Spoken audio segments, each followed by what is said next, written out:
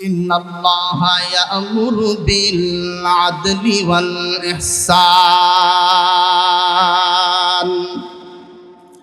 وإيتاء ذي القربى وينهى عن الفحشاء والمنكر والبغي يعظكم لعلكم تذكرون।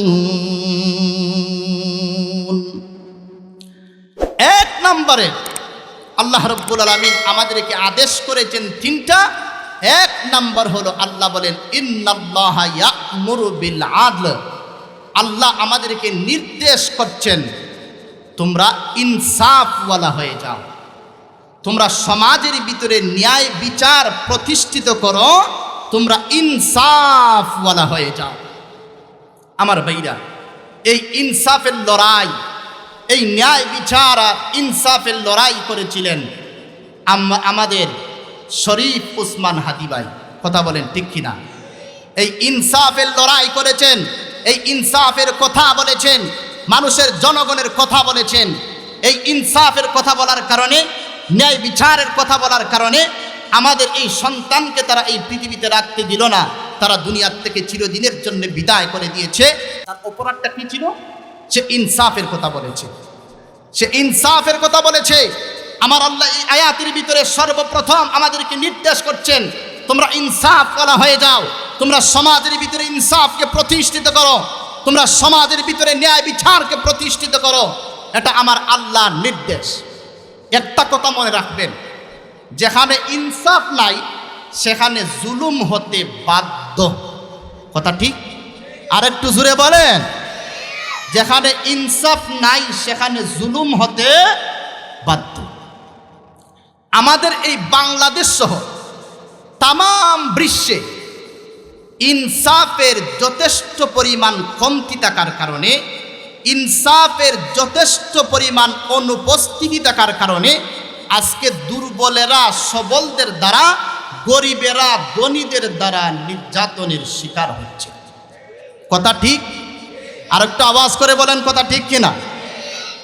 আমার ভাইরা, আমার ইসলামের ভিতরে বিচার ব্যবস্থা কত সুন্দর, আমার ইসলামের বিচার ব্যবস্থা কত সুন্দর।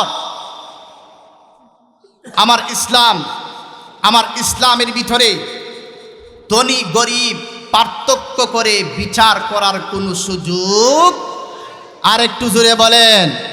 যার টাকা আছে তার বিচার আছে, যার টাকা নাই তার বিচার নাই। আমার ইসলাম এটা কখনো সাপোর্ট করে না। কথা বলেন ঠিক কিনা? আমার ভাইরা, আমার ইসলামের ভিতরে ইনসাফ আছে। গরিব ধনী দেখে বিচার করে না, যেই অপরাধী হোক না কেন তার বিচার হবেই হবে। কথা বলেন ঠিক কিনা? আমার ভাইরা লক্ষ্য করে দেখেন, এই ইনসাফের কথা মহান আল্লাহ আমার তেলাওয়াতকৃত আয়াতের প্রথম অংশের ভিতরে আল্লাহ বলেন ইন্নাল্লাহা ইয়া'মুরু বিল আদল। তোমরা ইনসাফওয়ালা হয়ে যাও, সমাজের ভিতরে ইনসাফকে প্রতিষ্ঠিত করো। আমার ভাইরা, আমার নবীর যুগে ইনসাফ ছিল। আমার নবী ছিলেন রাষ্ট্রনায়ক।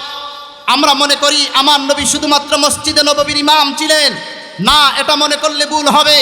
আমার নবী শুধুমাত্র মসজিদে নববীর ইমাম ছিলেন তা নয়, আমার নবী মসজিদে নববীর থেকে রাষ্ট্র পরিচালনা করেছেন। কথা বলেন ঠিক কিনা?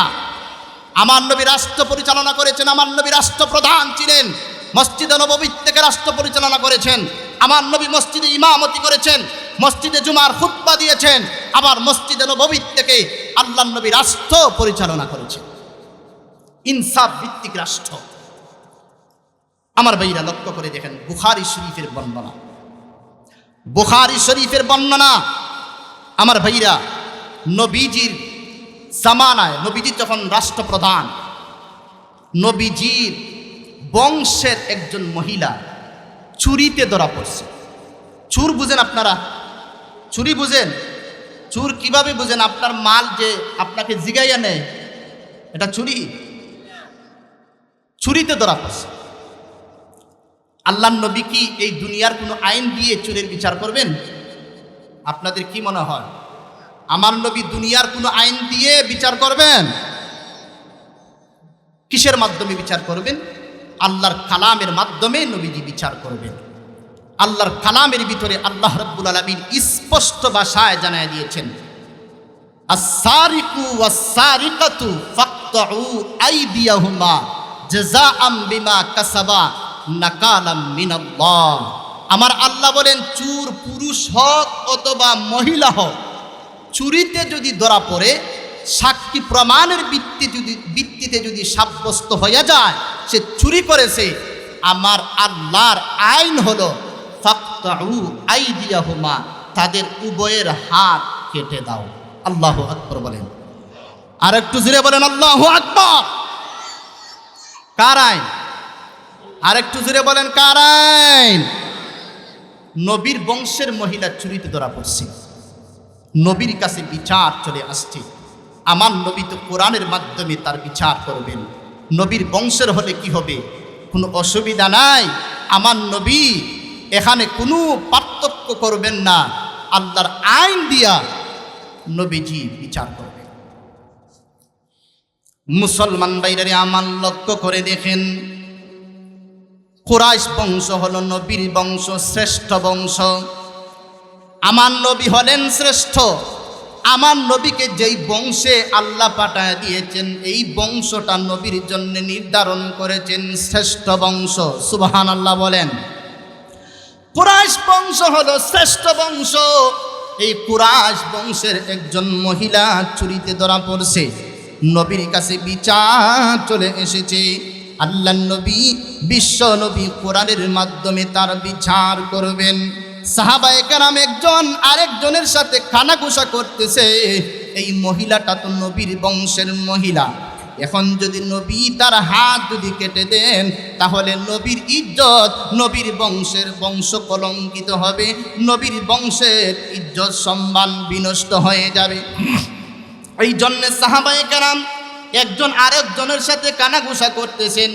নবীজির কাছে এবার একটু সুপারিশের জন্য কাকে পাঠানো যায়? নবীজি তার হাত না কেটে আঙ্গুল কেটে যদি একটু বিচারটাকে শিথিল করতেন, তাহলে নবীর বংশের ইজ্জত সম্মান বহাল থাকত। আমার ভাইরা, সাহাবায়ে কেরাম এবার নির্ধারণ করলেন, নবীজির পালক পুত্র যার নাম হলো হযরতে যায়েদ, যায়েদের একটা সন্তান যার নাম হলো উসামা, যাকে হিব্বু রাসূলিল্লাহ বলা হয়, নবীজির মহব্বতের পাত্র। আল্লাহর নবী কলিজার চাইতে উসামাকে বেশি মহব্বত করেন, বেশি ভালোবাসেন। সুবহানাল্লাহ বলেন। হযরতে উসামাকে পাঠিয়ে দিয়েছেন, যাও উসামা তুমি চলে যাও, আল্লাহর নবীর কাছে গিয়ে একটু সুপারিশ করো। আল্লাহর নবী যেন এই মহিলার হাত না কেটে আঙ্গুল কেটে যেন বিচারটা একটু শিথিল করেন। হযরত উসামা নবীজির কাছে চলে গেলেন, আল্লাহর নবীর কানে কানে গিয়ে বলেন, দাদা, যেই মহিলাটা চুরিতে ধরা পড়ছে, এই মহিলাটা তো আপনার বংশের মহিলা। এখন যদি হাত কেটে দেন, আপনার বংশের ইজ্জত সম্মান বিনষ্ট হবে। ওগো আল্লাহর নবী, হাত না কাইটা যদি আঙ্গুল কেটে একটু শিথিল করতেন, আপনার বংশের ইজ্জত সম্মান বহাল থাকত। আমার নবী সাথে সাথে নবীজির চেহারা মোবারক লাল হয়ে গেছে। আমার নবীজি সাথে সাথে রাগান্বিত অবস্থায় হযরত উসামা রাদিয়াল্লাহু তাআলা আনহুকে লক্ষ্য করে বলেন, ওরে উসামা, তুমি কি বিষয়ে আমার কাছে সুপারিশ করতে আসলে?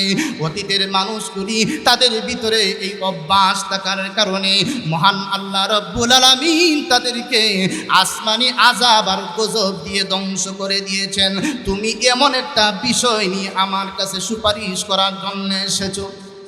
হ্যাঁ উসামা, তুমি শুনে রাখো, এই মহিলাটা তো আমার বংশের মহিলা ফাতেমা। তুমি শুনে রাখো, আমার বংশের মহিলা ফাতেমা না হইয়া যদি আমার কলিজার টুকরা মেয়ে ফাতেমাও যদি চুরিতে সাব্যস্ত হয়ে যাইত, আমি নবী এই পৃথিবীতে ইনসাফ প্রতিষ্ঠা করার জন্যে, ন্যায় বিচার প্রতিষ্ঠা করার জন্যে আমার কলিজার টুকরা মেয়ে ফাতেমার হাত পর্যন্ত আমি কেটে দিতাম। আল্লাহু আকবার, আল্লাহু আকবার। আমার ভাইয়েরা, আপনার আমার নবী, বিশ্ব নবী ইনসাফের সাথে নবীজি বিচার করেছেন, আল্লাহর আইন দিয়ে নবীজি বিচার করেছেন। আমার ভাইয়েরা লক্ষ্য করে দেখেন, আমার ভাইয়েরা, নবীজির যুগে এই পৃথিবীতে ইনসাফ ছিল, ন্যায় বিচার ছিল। নবীজির ইন্তেকালের পরে খলিফাতুল মুসলিমিন নিযুক্ত হয়েছেন হযরত আবু বকর সিদ্দিক রাদিয়াল্লাহু তাআলা আনহু। হযরত আবু বকর সিদ্দিকের সময়ও ইনসাফ এই পৃথিবীতে ছিল। হযরত আবু বকরের পরে খলিফাতুল মুসলিমিন নিযুক্ত হয়েছেন হযরত ওমর ইবনুল খাত্তাব রাদিয়াল্লাহু তাআলা আনহু। হযরত ওমর ইবনুল খাত্তাব রাদিয়াল্লাহু তাআলা আনহু একাই অর্ধ পৃথিবী শাসন করেছেন।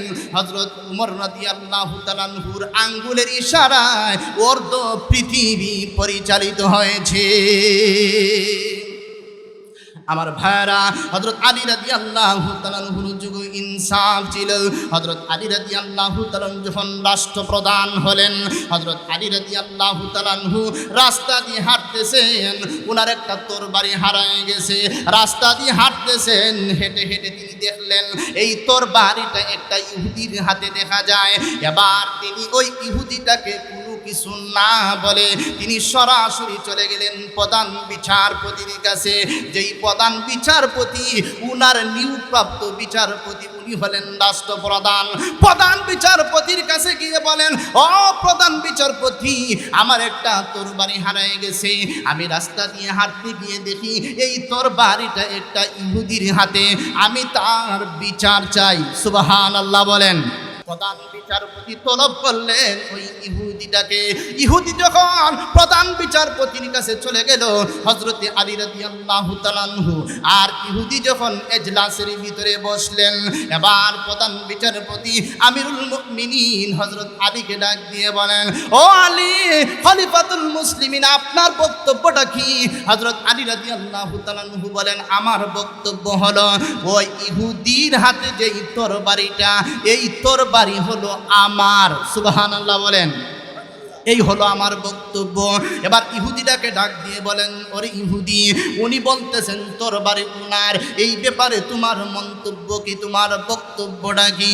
এবার ইহুদি ডাক দিয়ে বলে, ও প্রধান বিচারপতি, উনি যে দাবি করতেছেন তরবারি উনার, উনার পক্ষে যদি কোনো সাক্ষী থাকে, সাক্ষী যদি উপস্থাপন করতে পারেন, তাহলে আমিও মেনে নিব তরবারিটা উনার। সুবহানাল্লাহ বলেন।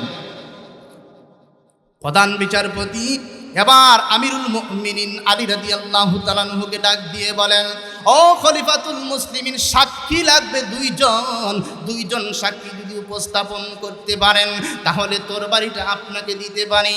হযরতে আলী বলেন, সাক্ষী দুইজন আছে।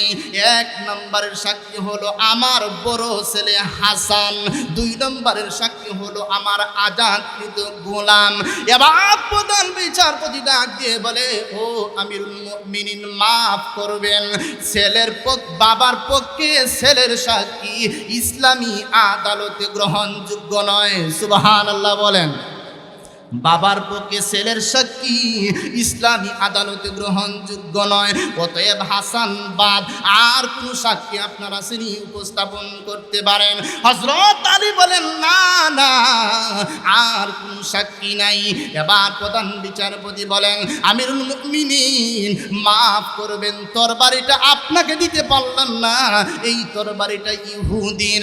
হযরত আলী রাদিয়াল্লাহু তাআলা আনহু নম্রতার সাথে, ভদ্রতার সাথে মেনে এজলাস থেকে যখন বের হয়ে চলে যাচ্ছেন, এমনি মুহূর্তে পিছন দিক থেকে এই ইহুদিটা ডাক দিয়ে বলে, ও আমিরুল মুমিনিন, একটু থামেন। বলে, কিসের জন্য থামব? একটু থামেন, তরবারিটা আপনি নিয়ে যান। যেই ইসলাম ধর্মের ভিতরে এত সুন্দর বিচার ব্যবস্থা, একজন রাষ্ট্রপ্রধানের পক্ষেও সামান্যতম স্বজন প্রীতি হয় না।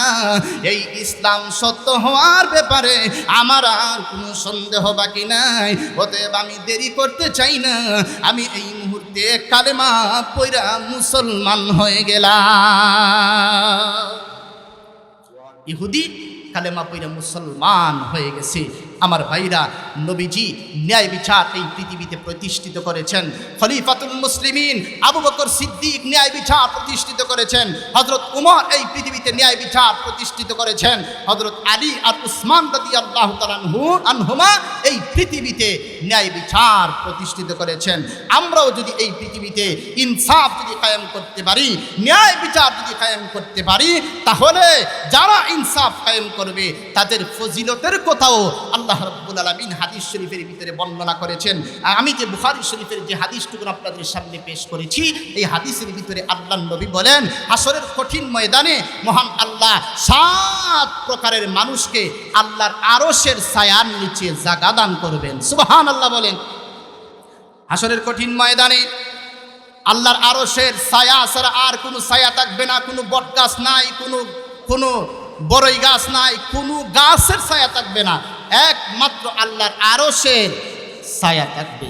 ওই দিন হাসরের কঠিন ময়দানে মহান আল্লাহ 7 প্রকার মানুষকে আল্লাহর আরশের ছায়ার নিচে জায়গা দান করবেন। 1 নম্বরে নবীজি বলেন, আল ইমামুল আদিল, ন্যায় পরায়ণ শাসক। সুবহানাল্লাহ বলেন।